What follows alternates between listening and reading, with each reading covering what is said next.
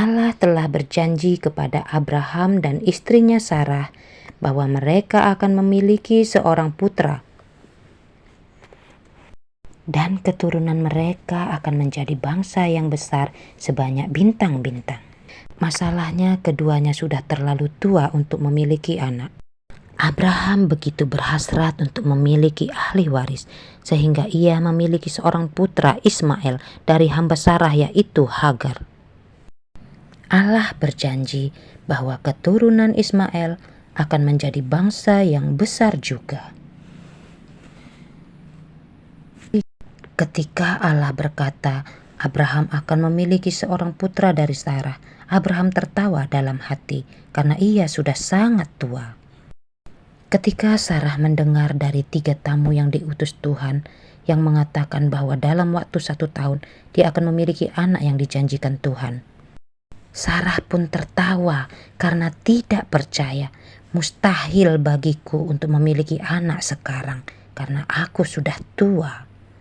Namun Tuhan tetap baik kepada Sarah dan menepati janjinya. Tahun berikutnya secara ajaib Abraham dan Sarah memiliki seorang putra. Abraham yang kini berusia 100 tahun memberi nama Ishak kepada putranya yang baru lahir. Ishak artinya dia tertawa. Abraham dengan penuh kasih memperhatikan putranya Ishak tumbuh, mulai dari bayi sehingga menjadi anak laki-laki muda. Kemudian Tuhan memutuskan untuk menguji Abraham. Katanya, bawalah anakmu yang kau kasihi, yaitu Ishak, ke tanah Moria, dan persembahkanlah dia di gunung yang akan kutunjukkan kepadamu.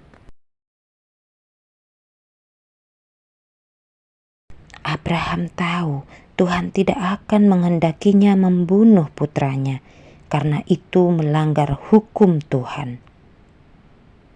Tapi Abraham juga tahu bahwa ia harus percaya dan menaati Tuhan. Dia bingung apa yang harus ia lakukan. Keesokan harinya, Abraham menebang cukup banyak kayu untuk persembahan bakaran. Kemudian mengambil seekor keledai. Dan kemudian Abraham berangkat bersama 2 orang hambanya dan Ishak dalam perjalanan menuju Moria.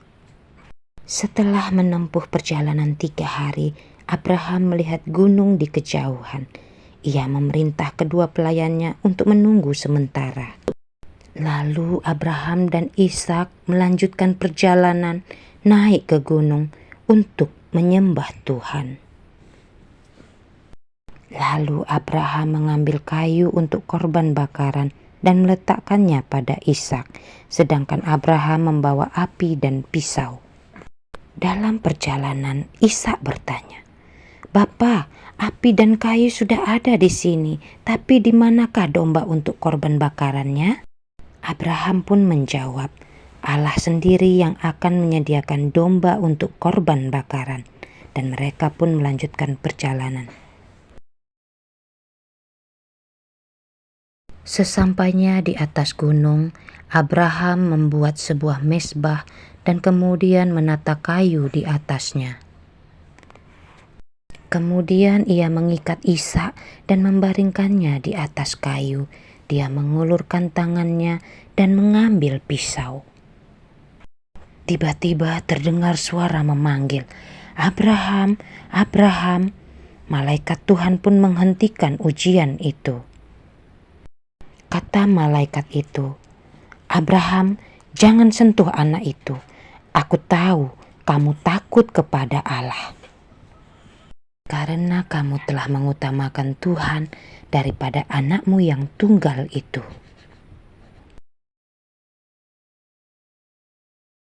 Lalu Abraham melihat seekor domba jantan yang tanduknya tersangkut di semak belukar.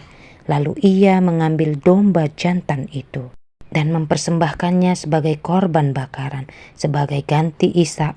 Kemudian ia menamai tempat itu, Tuhan akan menyediakan. Kemudian malaikat Tuhan berkata lagi, katanya, "Karena engkau tidak segan-segan untuk menyerahkan anak tunggalmu, maka Allah akan memberkati engkau dan membuat keturunanmu sebanyak bintang dan pasir di laut. Melalui keturunanmu semua bangsa akan diberkati. Lalu Abraham dan Ishak turun menemui para pelayannya yang menunggu dan berangkat ke selatan menuju Berseba tempat mereka tinggal.